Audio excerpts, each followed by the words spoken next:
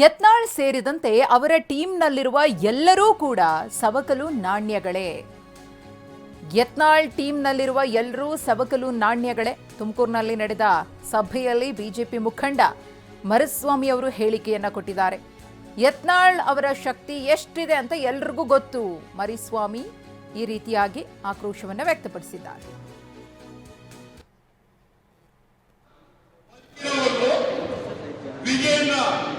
ಇರೋವರೆಗೂ ಸಹ ನಮ್ಮ ವೀರಶೈವ ಸಮಾಜ, ನಮ್ಮ ವೀರಶೈವ ಲಿಂಗಾಯತ ಸಮಾಜ ಆ ಕುಟುಂಬದೊಂದಿಗೆ ಇದ್ದೇ ಇರುತ್ತೆ. ಅಂದು ಅವತ್ತು ಪಕ್ಷ ಕಟ್ಟಲು ಇರ್ತೀವಿ, ಈಗಲೂ ಇರ್ತೀವಿ, ಮುಂದೆ ಇರ್ತೀವಿ ಅನ್ನೋ ಅನುಮಾನವೇ ಇಲ್ಲ. ನಾಳೆ ಯಡಿಯೂರಪ್ಪನವರನ್ನ ವಿಜಯೇಂದ್ರನ ವಿರೋಧಿಸುತ್ತದೆ. ಅದು ಇಡೀ ಸಮಾಜ, ವೀರಶೈವ ಲಿಂಗಾಯತ ಸಮಾಜವನ್ನು ವಿರೋಧಿಸುತ್ತಂತೆ. ಇವತ್ತು ಮಠಮಾನ್ಯಗಳು ತಲೆ ಎತ್ತಿ ನಿಲ್ಲೋದಕ್ಕೆ ಸಮಾಜದಲ್ಲಿ ಮಠಮಾನ್ಯಗಳು ಇವತ್ತು ಹೊತ್ತು ಸಮಾಜದಲ್ಲಿ ಬೆಳೀತಾ ಇದ್ದಾರೆ. ಅದಕ್ಕೆ ಕಾರಣ ಯಡಿಯೂರಪ್ಪಜಿ ಮತ್ತು ವಿಜಯೇಂದ್ರ ಕುಟುಂಬ ರಾಜಕಾರಣ.